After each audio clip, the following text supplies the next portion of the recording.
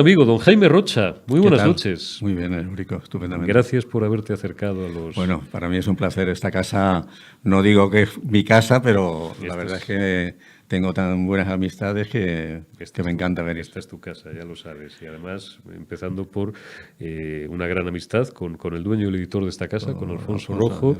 Y bueno, mi humilde persona, yo te he conocido muchos años después, pero ya te dije en la primera entrevista que mantuvimos que me parecía que tenías una vida fascinante, Sí, y es con verdad. Hugo también he hecho. Y con Hugo Pereira también, sí, has estado en más de una ocasión. Jaime Rocha, que le habéis visto ya en muchas más ocasiones en Periodista Digital, él siempre nos pide que le rotulemos porque es su auténtica vocación. Lo demás te ha ido viniendo por añadidura como capitán de navío retirado, aunque has hecho muchas cosas en la vida. Yo siempre digo que tú has tenido una vida de película. Muy variadas, además. Muy variadas. Siempre al servicio del Estado. Sí. Ya sabéis a lo que nos estamos refiriendo, siempre al servicio del Estado. Y hoy estás felizmente retirado y te dedicas, con notable éxito además, a escribir libros, novelas, novela histórica, un poco novela, un poco ensayo. Ponme las dos novelas que teníamos preparadas, las dos portadas, Omar, que teníamos preparadas, que son dos novelas que tenéis en Amazon de Jaime Rocha, fantásticas y absolutamente os van a enganchar desde la primera página. Operación El Dorado Canyon, de Jaime Rocha, y luego tienes otra también que se llama El Muro, ahí está, que tiene mucho que ver, como su propio nombre indica, claro, con la caída del muro de Berlín. Estas novelas están todas basadas en hechos reales. Como decimos muchas veces los periodistas, luego se cambian, lógicamente, los nombres, las referencias, por una cuestión de prudencia y de respeto a otras personas, pero tú aquí cuentas cosas que tú has vivido. Efectivamente, además, como tú acabas de señalar, son novelas históricas, están basadas en hechos reales y vivencias propias mías, ¿no? Lo que pasa es que mucha gente me pregunta, dice, bueno, ¿y ahí cuentas todo lo que pasó? Pues evidentemente no. Claro. Evidentemente. Por eso elijo el estilo novelado, no son unas memorias, es una novela donde hay una parte de ficción y una parte de realidad, ¿no? Pero también me dice mucha gente, muchos lectores, la verdad es que están funcionando muy bien, llevamos miles de libros vendidos, me dieron un premio en Estados Unidos a la primera novela, la mejor novela histórica del año 21, o sea que está funcionando francamente bien. Pero digo que me dicen muchos lectores que, aparte de lo que yo cuento de mi vida y mis experiencias y tal, es también una crónica de la época. Porque yo, por ejemplo, en la del Muro, pues son los 5 años que estuve en la embajada nuestra en Praga, con la caída del muro de Berlín, entonces hay un antes y un después, y cuento la evolución, cómo se produce aquel cambio político y social en la Europa del Este, y bueno, pues efectivamente ahí sí que soy absolutamente fiel a los hechos, ¿no? O sea, ahí cuando narro cosas que pasaron realmente cuando se producen las primeras manifestaciones, que son reprimidas duramente, luego ya cuando el gobierno checoslovaco todavía además Praga, un sitio pide, emblemático, ¿no? fíjate, el centro. Jóvenes, la primavera Ahora, de Praga, cuando el general Manglano me manda a Praga, primero me ofrece irme a La Haya, ¿no? Y eso muy viernes por la tarde. Y el lunes por la mañana... La Haya es muy aburrido. Sí, pero no, yo le dije que sí, porque yo quería salir fuera. Yo quería salir fuera, entonces había estado a punto de ir a Rabat y me lo pesó otro buen amigo de esta casa que se llama Diego Camacho.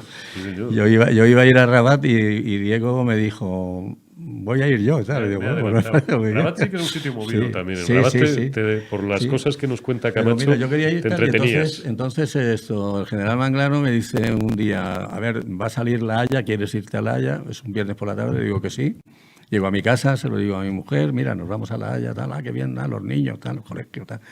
Y el lunes por la mañana me dice que no sale La Haya, dice, porque necesitamos a alguien en Europa del Este, no teníamos a nadie, dice, te vas a ir a Praga. En Praga ellos dicen que es el corazón de Europa, incluso pintan mapas de Europa y ellos dicen que es el corazón de Europa y efectivamente es muy importante, Praga es muy importante y bueno, pues total, que me fui allí en el año 89, antes de la caída del muro, y estuve hasta el año 94 y tal. Y entonces eso es lo que cuento en la segunda novela, El Muro. En calidad, esto es una curiosidad mía, pero vamos, no es una curiosidad, ¿no? Pero pienso en nuestros espectadores siempre con una prudencia y además también con ese un poco halo de misterio. Leed las novelas de Jaime, de verdad que os van a encantar, os van a apasionar. ¿En calidad de qué ibais? ¿Ibais pues destinados a las embajadas? ¿Erais, tú agregado militar, por ejemplo, de la embajada? ¿Cómo era aquello? No. A ver, el cargo que se usa normalmente para los servicios de inteligencia, no solamente España, todos, los americanos, los rusos y tal, cuando te mandan a una embajada con cobertura diplomática, pues te ponen como agregado cultural, que es una cosa así muy amplia y que no dice nada, ¿no? Pues pero todo el mundo sabe. Y moverte por todas partes. Claro, lo que pasa es que a mí me pasó una cosa curiosa también, y es que, primero, eso suele darse cuando se produce, o sea, cuando manda un servicio de inteligencia a un representante oficialmente ante el servicio de inteligencia del país anfitrión, y bueno, aquí va fulanito de tal, y la cobertura diplomática es agregado cultural. Pero en el caso mío no existían relaciones entre el servicio checoslovaco y España. O sea, que yo iba de forma clandestina. Iba destinado a la embajada como agregado cultural. Lo que pasa es que luego, cuando se produce el cambio, tenía el primer embajador mío, fue José Luis Vicente Ballester, mallorquín, y cuando ya se produce el cambio político allí, me llama un día a su despacho y me dice: no tengo diplomáticos, tú me puedes echar una mano, y me larga 3 consejerías: educación, prensa y cultura, 3. En prensa estuve ejerciendo, y además era una consejería que me apetecía muchísimo, porque me permitía, como cuento en la novela, incluso una de mis mejores colaboradoras allí era una periodista de Rude Pravo, que gracias a que yo era el consejero de prensa de la embajada, pues pude contactar con ella y tal y cual, ¿no? Y luego, pues cultura, pues llevábamos allí exposición de Cristal de la Granja, conciertos de guitarra española, o sea que yo ejercí, de lo tuyo, aparte de hacer lo que tenías que hacer. Lo que pasa es que me acostaba todos los días a las tantas de la mañana, porque yo tenía que poner un teletipo, que entonces usábamos teletipos todavía con una cinta mezcladora. Todas las noches ponía un teletipo a Madrid contando las cosas que de verdad, para lo que de verdad me habían mandado a mí allí. Por supuesto, ¿no? A nadie se le ocurriría pensar, ni mucho menos llamártelo a la cara, que eras un espía. Que eres espía. No, algún periodista amigo se atrevió a preguntármelo y se lo negué rotundamente, claro. Por supuesto. Como tenía que hacer. Me hacía mucha gracia, la primera vez que yo hablo con Jaime Rocha, una de las cosas que le escucho decir, esto, parece anecdótico, pero no lo es. Dice: desde que me retiré llevo años pidiéndole disculpas a tanta y tanta gente, porque claro, en lo que tú has hecho, el trabajo que habéis desempeñado siempre al servicio del Estado, al servicio de España, dice: pues no podías decir la verdad casi nunca, ¿no? Tenías que estar mintiendo permanentemente, no podías decir dónde habías estado, lo que hacías, contar. Evidentemente, o sea, han sido 28 años de mentiras. Mentiras porque, primero, la personalidad es distinta, porque tú adoptas otros nombres distintos. Bueno, yo en Praga estaba como diplomático, efectivamente no estaba como capitán de navío, ni nadie podía saber que yo era...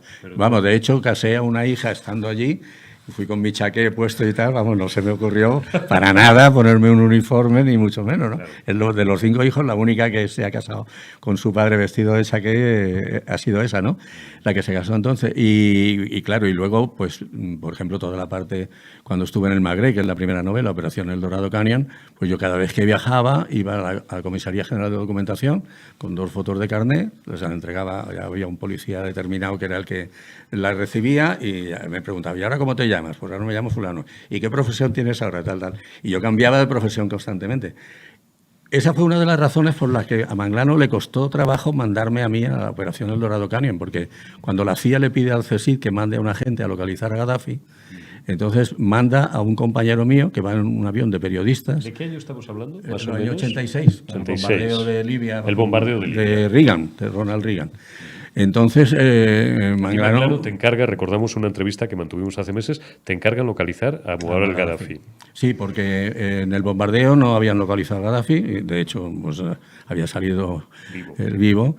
Y entonces la CIA, que no debía tener allí entonces a nadie, pues le encarga al CSIC, que le pide al CSIC que mande un agente. Entonces hay un briefing, y en ese briefing el director designa a un compañero mío que se monta en un avión de periodistas con su carnet de periodista y llegan a Trípoli, y en Trípoli no les dejan desembarcar. Les tienen allí varias horas en el aeropuerto y no tal. Vuelven a Madrid, volvemos a tener una reunión, y en esa reunión Manglano dice: bueno, ¿quién puede ir? Yo digo: yo voy. Y entonces él me dice: es peligroso que vayas porque a ti te conocen allí.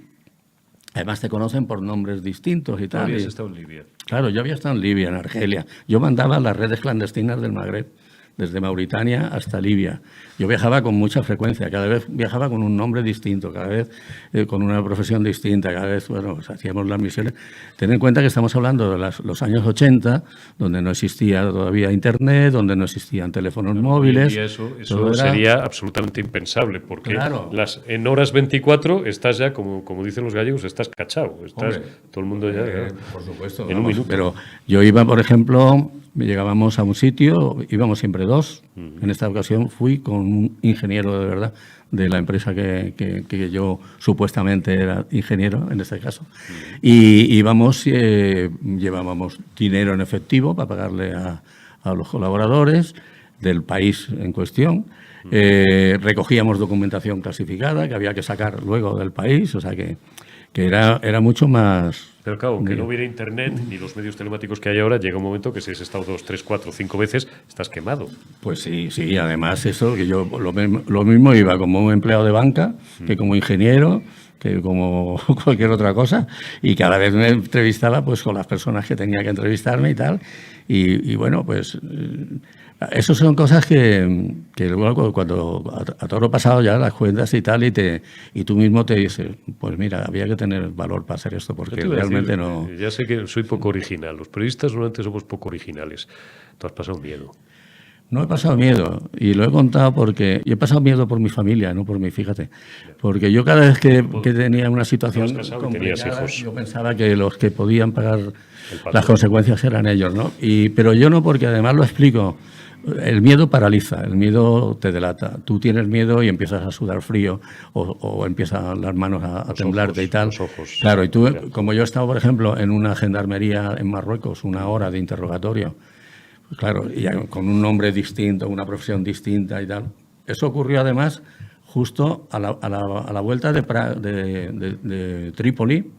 Yo tuve que salir, yo tenía un vuelo de Alitalia a Roma, pero... Lo que tanto temía el director ocurrió en el aeropuerto, en el momento de salir. Había una persona que me conocía. Como en las películas. Último segundo. En el último minuto, ya saliendo, pero haciendo el check-in ya para salir.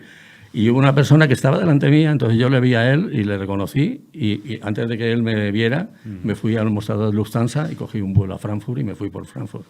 Y salí, cuando llegué a Frankfurt, llamé a mi mujer y dije, estoy en Frankfurt, mañana llego a Madrid y tal. Bueno, pues llego a Madrid y me dice, mañana te tienes que ir a Marruecos, que hay que recoger una documentación urgente y tal. Digo, no me da tiempo porque tengo que cambiar la documentación, tenía que ir a tal. Dice, no, es que te vas mañana. Y digo, pero es que esto es peligroso, que me vaya con el pasaporte con el visado de entrada y salida en Trípoli y tal, un país en guerra y tal, y además Marruecos y Libia no es que se llevaran precisamente bien, ¿no? Entonces, bueno, pero es total que tuve que ir. Tuve que ir con un compañero y tal, y lo cuento en la segunda novela, porque es el principio de la segunda novela, porque ya tuve que dejar de trabajar en el Magreb y me mandaron a Praga.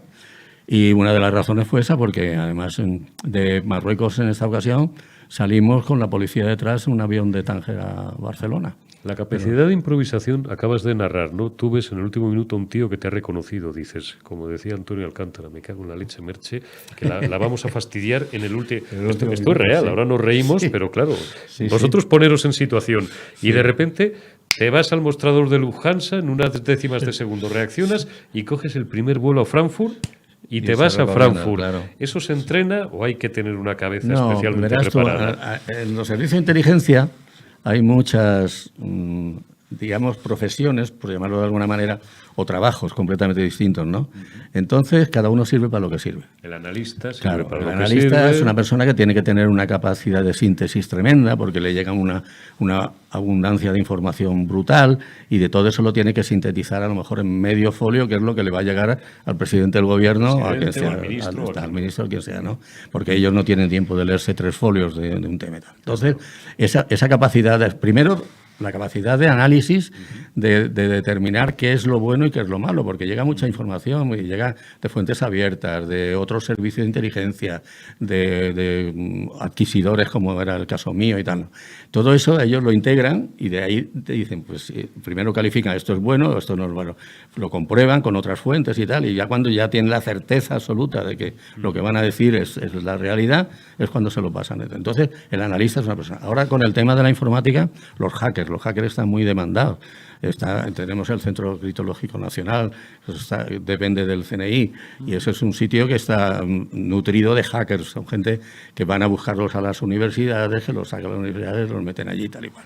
Y luego estaba, en la época mía, pues, y supongo que seguirá igual, los traductores de árabe, ¿no? De distintos, además, dialectos árabes y tal, porque tú captas una escucha de una conversación en árabe, tienes que tener gente muy preparada allí que pueda decirte lo que están diciendo, ¿no? Porque todo el mundo... Casi más que el chino, que tiene 1000 dialectos, pues no sé cuántos. Sí.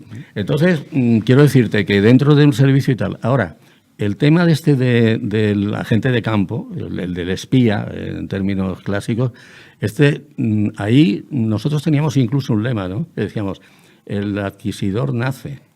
Es que eso no se improvisa, como tú me has preguntado, no se improvisa. Tú tienes que tener la capacidad de reacción innata. Eso no te lo van a enseñar en ninguna academia, en ningún curso ni nada. Naces. Sí, eso tienes que nacer. Por eso cuando vinieron a buscarme a mí, y una de las preguntas que hice fue, ¿vosotros creéis que yo sirvo para esto? Eran compañeros míos de la Armada, que me conocían bien, y dijeron, sí, nosotros sabemos que tú vas a hacer esto. Porque bien. Además hay muchas situaciones, Jaime, en las que no vas a tener una segunda oportunidad. No, evidentemente. Son dos puertas. Claro. Puerta grande o enfermería. Sí. No, o desapareces, sencillamente. Es una forma desapareces. Dice, ya, ¿qué pasó con este? Pues no se sabe. Llegó tal fecha, aquí está la fecha de entrada y tal, en el país, pero luego ya no hemos sabido nunca más de él. Pero ya te digo, claro, y entonces eso de lo que tú me preguntabas del miedo, pues es que no puedes tener miedo, tienes que ser consciente del peligro, pero lo tienes que asumir y lo tienes que superar. Pero el miedo, dicen las personas que han vivido situaciones límite, y el oficio que tú has manejado durante décadas es un arquetipo de ello, un poquito de miedo, dicen los listos, los teóricos, que es necesario porque si no tienes miedo es como que te conviertes en un kamikaze, en un imprudente. Bueno, pero sería, no sé, yo creo que eso... No, a ver, a mí no me ha pasado nunca, ¿eh? Yo he pasado situaciones límite, como te digo, por ejemplo, ahora esto lo que te contaba de Marruecos, pues que salimos con la policía detrás y cogimos yo iba a Tánger a coger un transbordador de Tánger a Tarifa, que hay bastantes y tal, y entonces vemos que está el coche de la policía detrás y antes de llegar a Tánger hay una rotonda que se entra al aeropuerto. Le digo a mi compañero, vamos a dar la vuelta a la rotonda. Si nos sigue, es que viene detrás nuestra, y si no nos sigue y sigue recto, a ver por dónde salimos. Entonces, pues, eso es sobre la marcha. Ahí es que la situación se te presenta en ese momento. Tú no sabes de qué ni siquiera. No hay un plan. Claro, entonces nos metimos y la policía siguió. Entonces fuimos allí y vimos que había un vuelo a Barcelona en media hora y vuelo a Barcelona en media hora y se acabó. Salisteis de allí zumbando. Estás preparando, Jaime, que en realidad todo este preámbulo era para hablar como umbral, ¿no? Yo debería aquí hablar de mi libro. Bueno, pues es que el libro que está preparando Jaime es casi tan apasionante o más que los dos anteriores. Alta Traición, que sale alrededor de Navidad. Navidad, sí. Ya está en la editorial y están ya preparándolo y haciendo la portada, correcciones y tal. Para tu tercera novela, el tercer libro. Sí, es la tercera novela, cerramos una trilogía y esa se desarrolla en España. Y esa es en honor del general Manglano. Al general Manglano lo echaron de mala manera.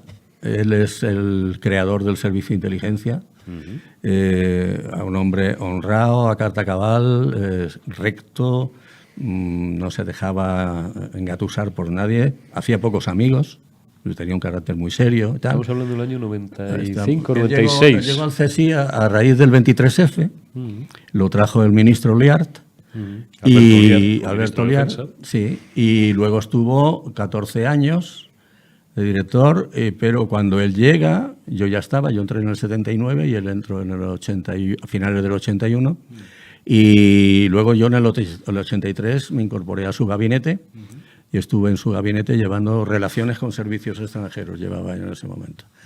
Y bueno, pues tuve ocasión de trabajar con él muy directamente y bueno, tuve mis problemas con él porque te digo que era una persona que era muy seria y tal, y que yo pues tengo más bien un carácter abierto y entonces pues ¿qué te digo yo? Me decía, escríbele una carta al presidente, a quien fuera, o al presidente, al director del servicio belga y dile que tal, no sé qué. Y yo me iba a mi despacho, escribía la carta, llegaba allí, director, porque él no quería que él se llamara general, por allí no había apelativos militares, tal. Director, tal, cogía una pluma estilográfica y decía, y te la tiraba abajo. Esto no sirve para nada, tal. Pues ese fue mi principio, ¿no? Sí. Hasta que ya cogí el truco y ya encantado. Y luego le preparaba programas y cosas y tal, y al principio pues chocamos un poco incluso, pero luego nos hicimos muy amigos. Pero muy amigos dentro de lo que es la amistad entre un superior y un Emilio Alonso Manglano, que es la persona que más ha durado, corrígeme si me equivoco, la persona que más ha durado al frente de los servicios de inteligencia del CSIC. 14 años. Y bueno, ya en el año 86... Porque luego ha pasado mucho, Javier Calderón, tal, pero 14 años al frente del servicio de inteligencia hay que aguantarlo. Pero además él entra cuando no éramos nada. Ten en cuenta que el servicio se crea en el 77. Vale, oficialmente, ¿no? En papel es el 77. Lo que venía del...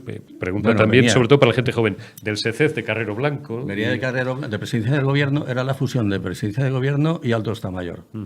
Entonces eso se fusiona y se crea el CSIC, ¿no? En el año 77. Y es cuando vienen a buscarme a mí y tal. Yo estaba destinado en Rota, en la base de Rota. Este fue mi último destino en la Armada, el Arma Aérea. La gorra que lleva puesta. Sí, la gorra que llevo puesta. Que me recuerda a tiempos de joven, sobre todo de joven. Además, el jefe de gaditano.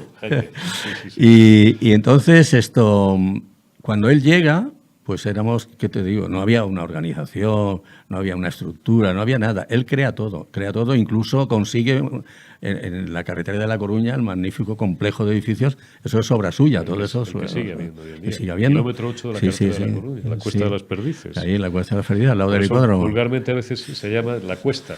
Sí. La Cuesta. Pues él crea todo y lo que pasa es que, como he dicho antes, no era una persona que se dejara influir por políticos, ni por partidos, ni por nada. Él sabía para lo que estaba y lo lleva. Y entonces en el año 87, 88 hay un intento de echarlo. Y lo cuento en esta tercera novela, lo cuento. Alta traición. Sí, porque además se lo prometía a su familia, a su hijo, que vive en Nueva York, y a sus hermanas, que viven en Valencia. He estado con ellos y les he dicho, esta tercera yo quiero hacerle justicia a Emilio Alonso Manglano, se lo merece. Y en esa ocasión yo estaba en el sitio oportuno y pude desmontar aquello, pero aquello... Había un tinglado organizado muy fuerte para echarlo y además tenían ya la persona... Incluso hubo una campaña de prensa brutal diciendo que el servicio de inteligencia no servía para nada, que se llevaba mal con tal... Bueno, a revistas concretas y periódicos concretos unas palizas tremendas. Incluso ya ponían el nombre del sucesor. Nombre del sucesor que yo conocí, que yo me hice amigo suyo y que... Me hice amigo porque me tenía que hacer amigo suyo para poder desmontar el tema. Y lo desmonté y lo cuento en la novela. Y luego ya en el año 95 hubo otro intento, fructífero en este caso, porque le tendieron una trampa a él y a más gente, pero vamos, le tendieron una trampa porque pusieron unas escuchas en una sede de Ribatasuna, pero dejaron unos cables colgando. Fue una chapuza para que se detectara. Y efectivamente, te acuerdas, ¿verdad? Se detectara. Yo he hablado con los técnicos de tele. Dejaron unos cables. Yo. Sí. A ver, como han pasado muchos años, ya da igual. Yo, hace 1000 años dices, no. O sea, este es un error que no se comete. No, para nada. Eso fue una chapuza hecha a propósito para que se le cogiera. Y eso le costó el puesto a Emilio Alonso Manglano, a García Vargas, el mejor ministro de Defensa. García Vargas, mejor ministro de Sanidad y luego ministro de Defensa. Mejor ministro de Defensa de la democracia. Mejor ministro de Defensa que de Sanidad, por cierto, a veces lo he dicho. Pues sí, pues fue muy buen ministro y le costó el cargo también al vicepresidente Serra. Ahí salieron las famosas escuchas, sí, por si alguien se está perdiendo o es más joven, ¿no? Tiene menos de 40 años. Las famosas escuchas en las que salía hasta el anterior jefe del Estado, Su Majestad el rey don Juan Carlos. Sí. Jaime, por cerrar hablando de actores, yo me tiraría horas hablando con Jaime Rocha, ya lo sabéis, y Hugo y Alfonso Rojo. Venimos otro día, hombre, claro que sí. Hemos hablado, porque yo quería hablar contigo de alta traición, que por eso además, y te agradezco mucho que hayas tenido la gentileza de acercarte aquí. Voy a terminar, a veces hablamos, y además siempre agradecemos, porque son de las entrevistas, probablemente junto con las de Rosa Díez, Fernando Rueda, Daniel Lacalle en el ámbito económico, las más seguidas por nuestros espectadores. Son entrevistas de 400 y 500.000 visualizaciones en muy pocos días, con Diego Camacho, de la situación que estamos viendo en las relaciones diplomáticas entre ese trípode de hablado España, Marruecos, Argelia, lo difícil que es compaginar unas relaciones exteriores, una política exterior con dos vecinos que no es que se lleven mal, es que no se llevan directamente, están en una situación casi prebélica, aunque nunca van a llegar a estar en guerra. ¿Cómo valoras tú los últimos meses de la política exterior española, hasta donde quieras más o menos hacer una valoración general como persona que conoce muy bien el territorio? No te pido tanto una valoración política, sí, pero como una valoración de experto, de alguien que, joder, es que te conoces hasta el último palmo de aquello. Pues yo creo que ha sido un error por parte de nuestro gobierno el paso que ha dado en cuanto al reconocimiento, porque nadie se lo exigía. Quiero decir que llevamos muchos años en una postura que además es la postura de las Naciones Unidas y que es la postura que estamos obligados a mantener, porque nosotros hemos sido la potencia administradora del Sáhara. Entonces tenemos una obligación con esa gente, ¿no? Ten en cuenta que nosotros en las Cortes teníamos representantes, o sea, no era una colonia, había procuradores, había procuradores saharauis y tal. Bueno, eso no se puede dejar de esta manera, así por las buenas, y además las consecuencias las estamos viendo. Y no hemos ganado nada, porque yo no creo que las relaciones con Marruecos hayan mejorado, ni se haya evitado, como parece ser que daban a entender, que el servicio de inteligencia, y que el servicio de inteligencia marroquí, que es muy activo, y en España lo tenemos por todas partes. Hay hemos hablado aquí empresas, del lobby marroquí en España. Bueno, muchísimo. Políticos, empresarios. Muchísimo. Y luego toda la emigración marroquí, que siguen siendo fieles al rey, que están controlados por los imanes, en fin, eso es un tinglado de mucho cuidado, muy, muy potente y tal. Entonces, yo creo que esa postura del gobierno, el que cambiar de postura, para la redundancia, en este momento, para reconocer los de la postura marroquí sobre el Sáhara y tal, no ha traído ningún beneficio en ningún aspecto, ni siquiera en el tanto de la inmigración ilegal. Yo no he visto todavía por ningún lado. A lo mejor hay algún beneficio personal que yo no conozco, pero en cuanto a país... O algún temor personal. Aquí hemos hablado con Diego Camacho y está muy publicado, y Fernando Rueda, que es la primera persona, antes que periodista digital, y Nobleza Obliga, aparte de que es amigo, que en The Objective insinúa o da la información de un posible chantaje al presidente del gobierno por parte del gobierno marroquí, del sultán marroquí, como decimos Camacho y yo, y después aquí lo contamos, y hablamos con Rueda, hablamos con Diego Camacho, de ese presunto chantaje cuyo alcance no conocemos todavía ni el 1%. Podemos sospechar, pero algún día lo sabremos, más pronto que tarde. Los servicios de inteligencia somos personas muy malas, porque vivimos del chantaje, de la mentira, de la extorsión. Pero es el trabajo, claro, porque nosotros... Yo tenía un amigo sacerdote con el que hablaba de vez en cuando y tal, y le contaba algunas de estas cosas. Y me decía, mira, tú es como si estuvieras en una guerra, pero una guerra sin tiros, en donde hay un enemigo declarado que si lo que tú le haces a él te lo va a hacer a ti igual, exactamente. O sea, con las mismas armas que tú le atacas, él te va a atacar a ti. Entonces tú tienes la obligación de defenderte en ese sentido, ¿no? ¿La mentira es el arma más poderosa? Sí, sin duda ninguna. ¿Mucho más que una pistola? ¿O qué? Sí. Yo podría contar, como tú dices, podríamos estar charlando aquí muchas horas, te podría contar casos concretos. Nosotros captamos a un piloto del Arma Aérea Libia, aquí una operación con el Mossad. Yo he hecho operaciones con el Mossad, con la CIA, tal. Hemos trabajado. Y entonces aquí en Madrid captamos a un piloto libio. Bueno, pues eso también fue haces la planificación, el briefing previo a la captación del individuo, y entonces lo que tienes que ver es las debilidades. Este señor, ¿qué le va? La droga, el vino, alcohol, la señora, los señores, ¿qué es lo que le va? Pues lo que le va es lo que le das. Y una vez que ya ha caído, pues ya está.